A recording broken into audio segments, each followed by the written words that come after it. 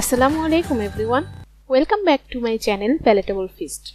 Palatable ফিস্টের আজকের আয়োজনে আপনাদের সাথে স্ন্যাক্সের সহজ একটা রেসিপি শেয়ার করব।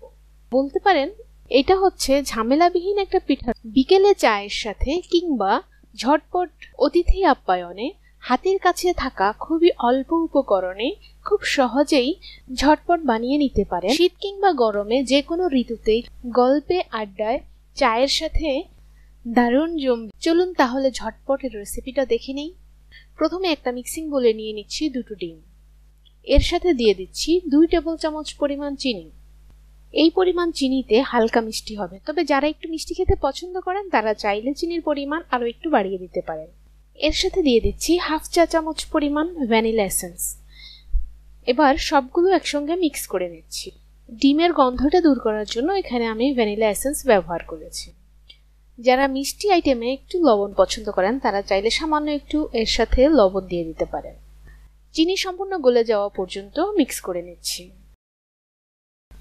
চিনি সম্পূর্ণ গলে গেলে এর সাথে দিয়ে দিচ্ছি 1 টেবিল চামচ পরিমাণ রেগুলার রান্নার তেল।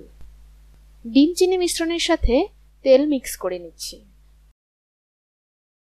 মিক্স করা হয়ে গেলে এর সাথে দিয়ে দিচ্ছি 200 ml কাপের পরিমাণে 1 কাপ ময়দা। এবার মিশ্রণটির সাথে ময়দা মিক্স করে নিচ্ছি। 1 কাপ ময়দা মিক্স করার পর মনে হলো আরো একটু ময়দার প্রয়োজন, তাই আমি এখানে আরো 1 টেবিল চামচ পরিমাণ ময়দা দিয়ে দিচ্ছি। এরপর মিডিয়াম সফট একটা ডো তৈরি করে নিচ্ছি। এখানে আমি একবারে ময়দাটা ব্যবহার করিনি, কারণ একবারে ব্যবহার করলে পরিমাণে বেশি হলে ডোটা শক্ত হয়ে যাবে। আমার এখানে দুটো ডিমের সাথে 200 ml এর 1 কাপ ময়দা এবং 1 টেবিল চামচ ময়দা আমি ব্যবহার করেছি। ডিমের সাইজ অনুযায়ী ময়দার পরিমাণ একটু কম বা বেশিও লাগতে পারে। ময়দা মিক্স করার পর মসৃণ একটা ডো তৈরি করার জন্য আমি 2 থেকে 3 মিনিট এই ডোটাকে ভালোভাবে মেখে নিয়েছি। হাতে যাতে লেগে না যায় সেজন্য মাখানোর সময় হাতে একটু তেল লাগিয়ে নিয়েছি। মসৃণ ডো তৈরি হয়ে গেলে একটু রেস্টে রেখে দেব। দেখুন ডোটা অনেকটাই সফট হয়েছে। সমান 4 ভাগে ভাগ করে নিচ্ছি। ডোটার 4 ভাগের 1 ভাগ নিয়ে ভিডিওতে দেখানো প্রসেস অনুযায়ী লম্বা একটা শেপ দিয়ে দিচ্ছি।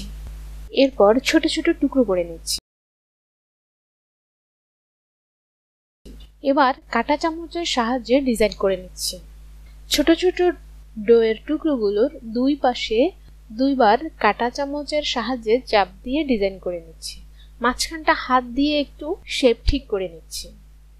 এভাবে আমি সবগুলো বানিয়ে নিচ্ছি।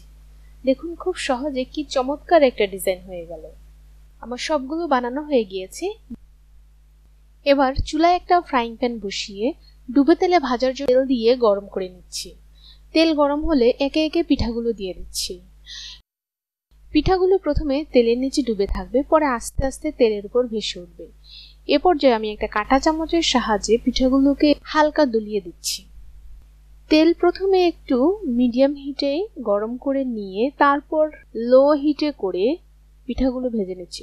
এভাবেই পিঠাগুলোর কালার বাদামি রং আসা পর্যন্ত ভেজে নিতে হবে। তবে তাড়াতাড়ি ভাজার জন্য চুলার আঁচ বাড়িয়ে দিলে উপরের অংশ কালার চলে আসবে, কিন্তু পিঠার ভিতরে ভালোভাবে ভাজা হবে না। তাই লো হিটে একটু ধৈর্য ধরে ভেজে নিতে হবে।